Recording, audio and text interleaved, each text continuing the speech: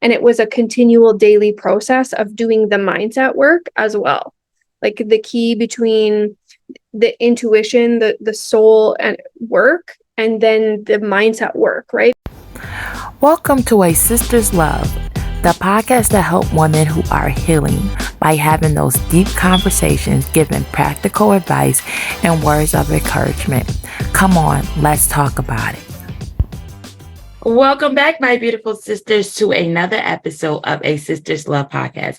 On this episode, we have the honor of having Chantel Porter, a woman decoder specialist and mentor who journeyed from a traumatic past to becoming a beacon of healing and empowerment has touched countless hearts. Chantel combines the transformation power of human design, mindset, and energy to guide women in reclaiming their power and rewilding the woman within. As a two-time award-winning international best-selling author, she shares her wisdom and experience to help women overcome trauma, heal family wounds, and free from the cycle of abuse. But before we dive into that, I would like to introduce myself. I am Rose Jones, your host here at A Sister's Love podcast.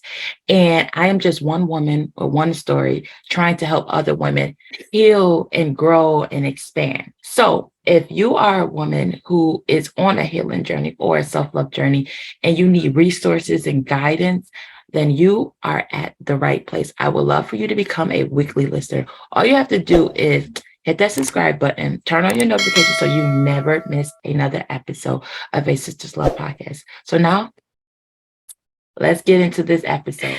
Hello, everybody. We have Chantel here today, and I'm going to allow her to introduce herself and tell us a little bit about her story and why she's here on the podcast today. Hello. Thank you so much for having me. Yes, my name is Chantel. I call myself a woman's deconditioning specialist.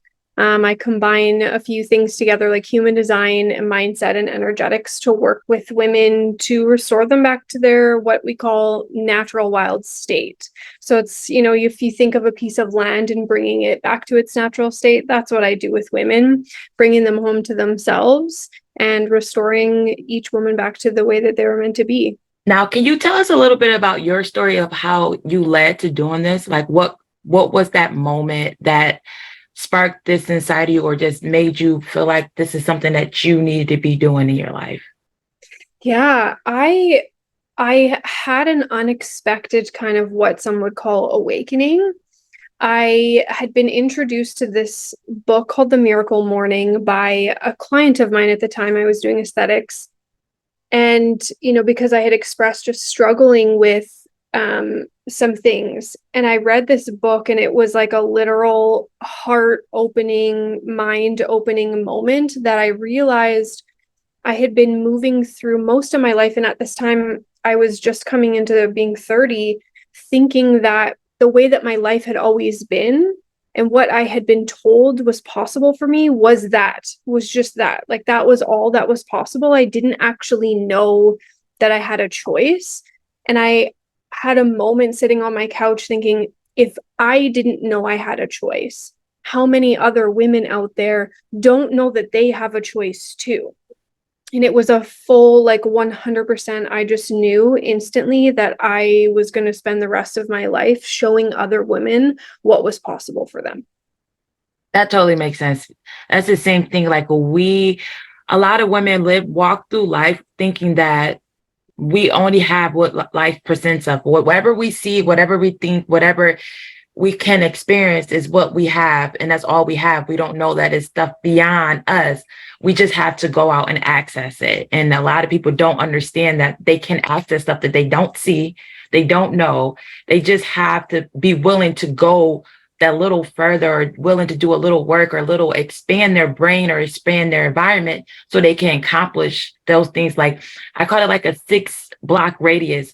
A lot of people don't go out of the 6-block radius. They stay within their comfort. Like I grew up here. This is what I know. And anything beyond the 6 blocks is scary to me. So I'd rather just stay in my 6 blocks. It's kind of like your comfort zone.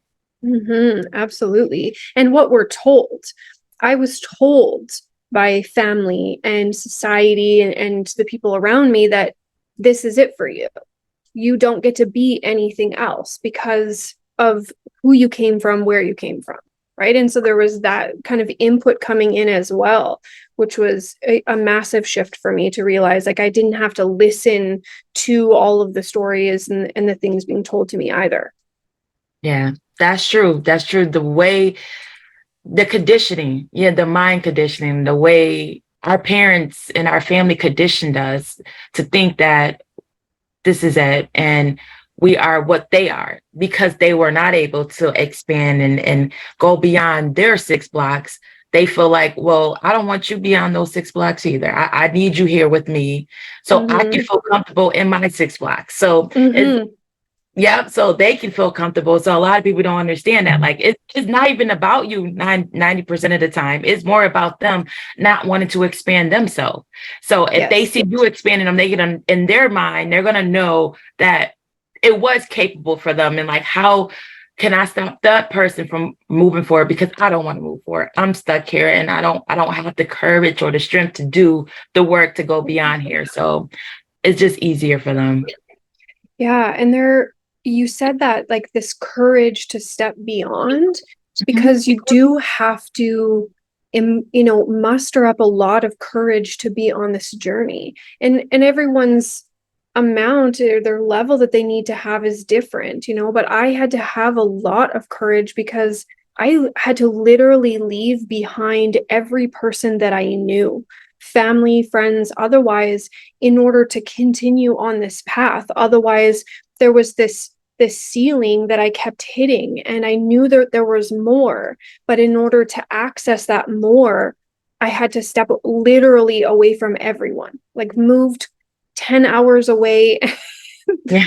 And that's scary though, right? It's big and it's isolating sometimes. And it's why I think it's important to have conversations with other people who are doing the same thing and formulate relationships and connections with other women doing the same thing, because that fuels the courage that we need to have. Definitely does. And it's like, that's like the scariest part, just moving away and just like pretty much just knowing that like I love these people and I really do. But right now in my journey and in the place that I stand, I just can't be around you right now. I can't have those conversations because every time I have this great idea or I have this aha moment, I want to share it with somebody.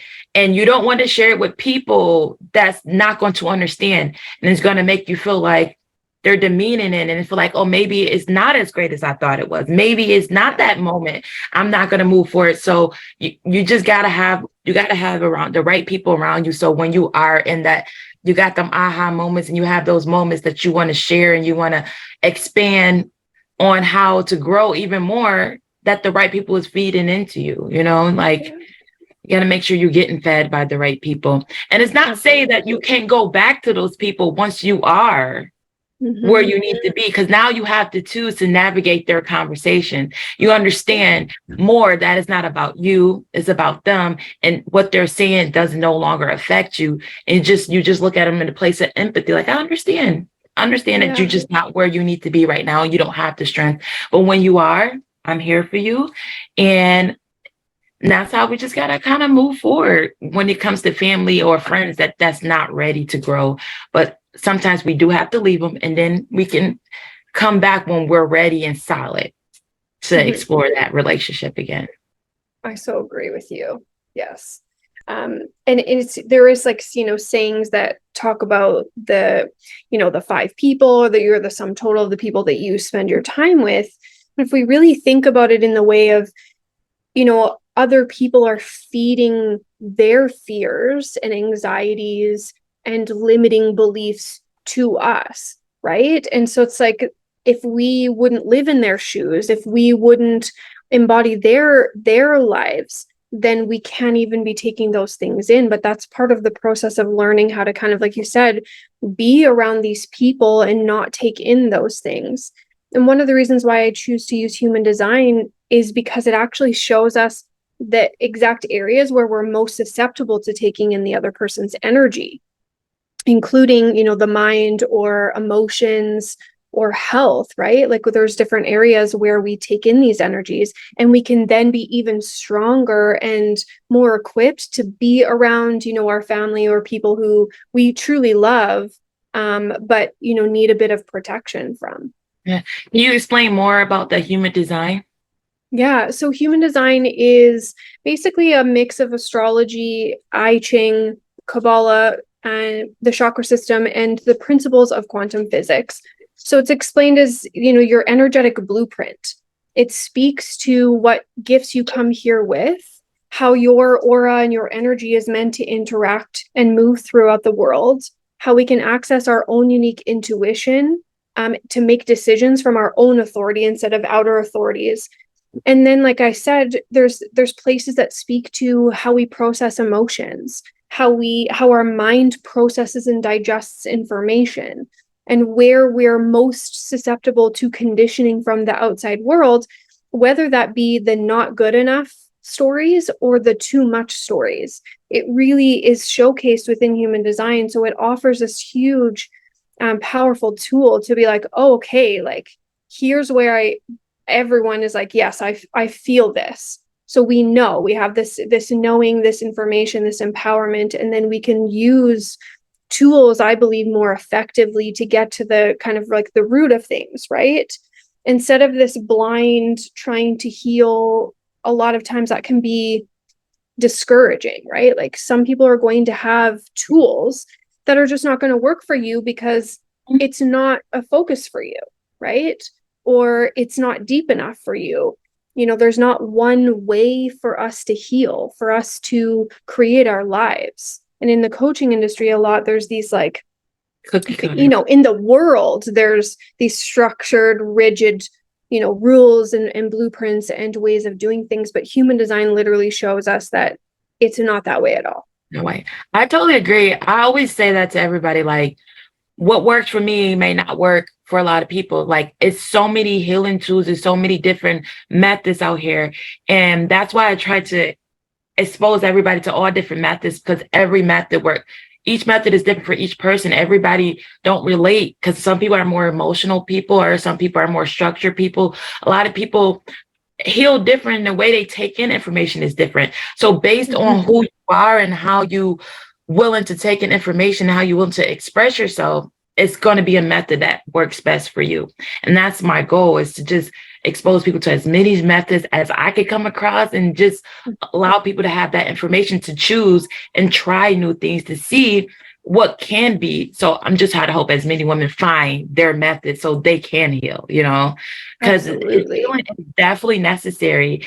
And a lot of people will try something and just stop because it didn't work. Like, well, this worked so great for my friend and now it's not working great for me, so I must not be healable. You know what I'm saying? So it's not that you're not healable. It's just that that's just not for you. And the goal is to find things that work for it. Everybody has their healing journey, and everybody's journey is different. So I just want y'all guys, women, to know that your journey will be different from mine and your friends, because we don't have the same experience, the same perspective, same life experiences and everything. So we all grew up different. So we are all going to have a different thing that's going to work for us. Absolutely. I love that. I love that you do that. It's amazing. Yeah. Now, when it came to your journey, can you explain up, like, when you did move away from your family and things like that, how did you build yourself up in your healing journey with this method? Yeah. So I moved just before finding human design. So I had found a lot of other tools, positive psychology tools, which truly transformed a lot of things for me. Mindset, kind of rewiring, understanding the conscious and subconscious mind, right? Like how conditioning and programming actually works was it was like the massive deal breaker for me in going, okay, like I get all the things that have happened and where I came to be. And I realized, like I said, this ceiling hit. And so there was a decision to move, and human design kind of fell into my lap. And it was this connection, kind of almost more to the spiritual aspect of who I am. that was this like total 180 thing that happened. And so I totally just lost what you asked me now. I asked how did you rebuild yourself once you did move? Yes. Yeah, so moving, it's actually my daughter and I moved to this new place where we didn't know anyone. And then COVID actually did like the first shutdown about 3 months after moving. So it was really like this very kind of it was a full rebirth, like stripped down, isolation, rebirth. But that's like human design came in, and that's how I rebuilt. I was able to see why what was already working for me had been working for me, and why what wasn't working wasn't, right? Like it was truly this tool to go, okay, I know where I need to tweak my own stuff and why current clients were succeeding in certain areas and not in other areas. And then I could search for more tools for myself and for them, right? And so the rebuilding truly honestly started with this tool, because it's this permission slip fully to be like, yes, I am meant to be this way. Like all of these things that I feel within me, all of these passions or, gifts that I have, the things that I feel within me are fully 100% supposed to be there. And I am meant to bring this to the world. And so that was the beginning of this rebuilding, was really realizing it was all of it. Like my whole life was laid in front of me.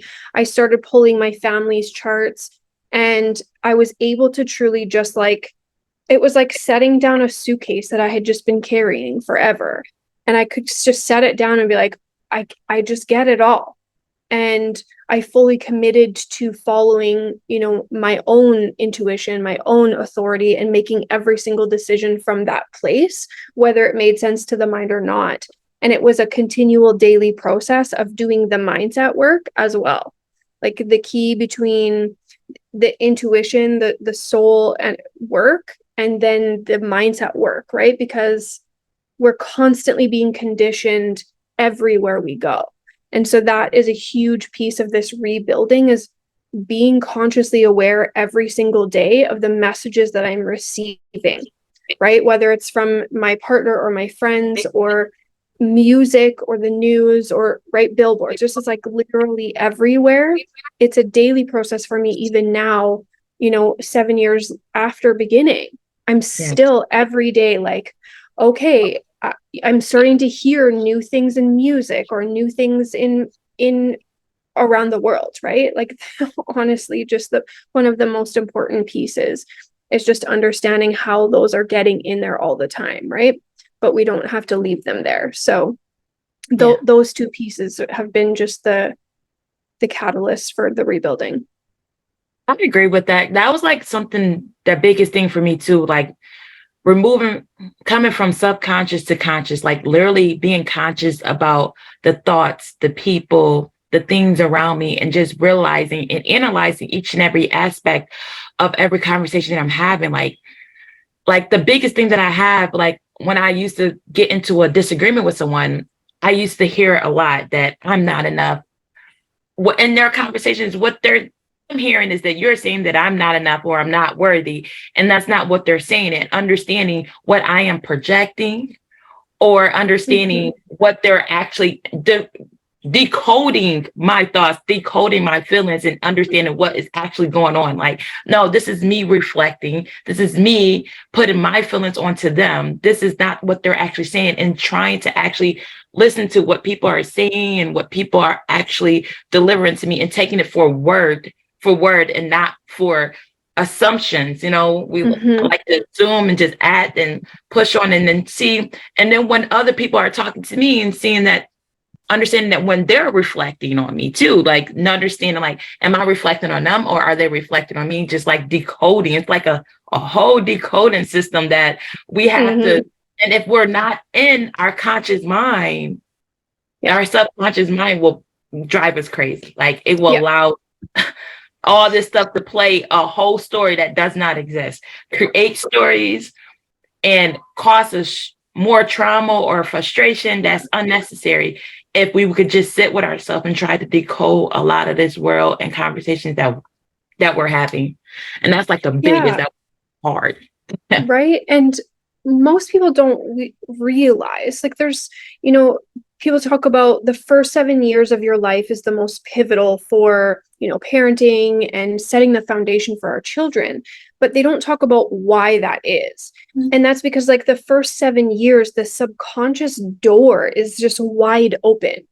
There's no filter of, like, should I be taking this in or not? Is this helpful or healthy, or, like, does this align for me or not? It's just fully open.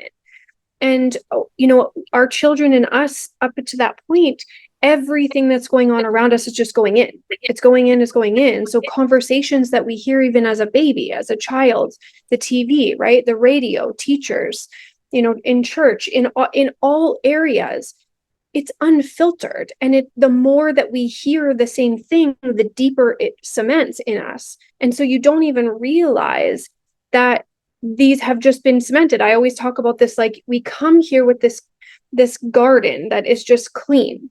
Mm-hmm. And throughout our lives, our parents and friends and family and society are planting things in there. And some things are actually weeds to our own gardens, and some things are beautiful flowers. And we have to, like, take out the weeds, the things that don't work for us, and replant things that will blossom and bloom for us. And that's this process, like you said, about realizing, oh, okay, like, I consciously now can decide what I'm going to hold on to, but the deeper something is, the harder it can be to release. And that simple awareness that we're taking all this in, we get to be unapologetic and forgive ourselves for all of these things that we've been thinking bad about ourselves, right? Like, I'm not worthy, or this person thinks that I'm not worthy, or I'm too much, or I'm all of these that stories, right? It's like we get to choose, and we get to release those, because that, unbeknownst to our families and parents, right? Like, so many people are unconscious of the impact of words and phrases and all of those things. It's like, forgiveness is so freaking huge in that too. It is. I always say that, like, a lot of people, like, my background is like domestic violence, and I feel like, oh, they always go into the physical aspect, like, oh, did he hurt you, stuff like that. Like, those physical abuse is hard. Like, it hurt. Don't nobody want to be hurt. Mm-hmm. But bruises, they heal. But that emotional abuse and that verbal abuse, that sticks with you for years and years. Yes. As that black eye heal, or your arm heal, or the abuses that you see is healing, that emotional and verbal, that sticks with you. It holds on, it locks in, it attached to you, and it's like a tapeworm or something, and you just got to keep pulling, you got to keep coming, you got to detox your body, you got to do all this stuff to get all that stuff out. It's just not easy. So there's, like, always, like, focus, like, no, I'm like, my biggest problem was not the physical, it was more the emotional and the verbal abuse, and just understanding on relearning myself and relearning that what this person has said, or all these things that I've been through, is not true, and reteaching myself all those things. And that's, like, the biggest challenge that a lot of people are facing, because a lot of people now, we're talking about a lot more. A lot of people don't understand that words are strong, and they mean the world to everybody. Like, one word can break someone's day, or it can make someone's day. And people don't understand it, because they use them so sparingly that they don't understand the power of them. Right. Words have power, like, so much power. Especially coming from someone that you love. You carry even more power. A stranger can say something and it won't matter, but if someone you love says the same exact thing, it carries so much more weight, and people don't understand. Well, that person said it, why didn't you care? Because I expect so much more of this person, and I feel like you love and value me, so you wouldn't do something like that to hurt my feelings, or say something that makes me feel this way. So you take it way more personal. Yeah. And that's so tied to survival, like the primal survival instinct within us. Rejection from the tribe is like, it's a death life or death type thing. And so you're right, like a stranger or another tribe, it doesn't matter the same way as your own tribe, because if we are rejected from the tribe, we may not survive. Like that's that primal piece of us. And yes, we've evolved where the actual survival is not the thing. It doesn't mean that the brain has evolved. That reptilian primal part of our brain is still there, right? And it can be debilitating to that point where you end up accepting or internalizing all of the things that are said to you by, partners or family, right? Parents, family members. Like mine was my mother. And that in itself was just like, if your mother's saying this to you, right? Like if my mother feel this way, I can imagine how everybody else feel this way. This has to be true. Like this has to be true. She birthed me, she raised me, she's the person that's around me the most. This has to be true. Like this has to be true.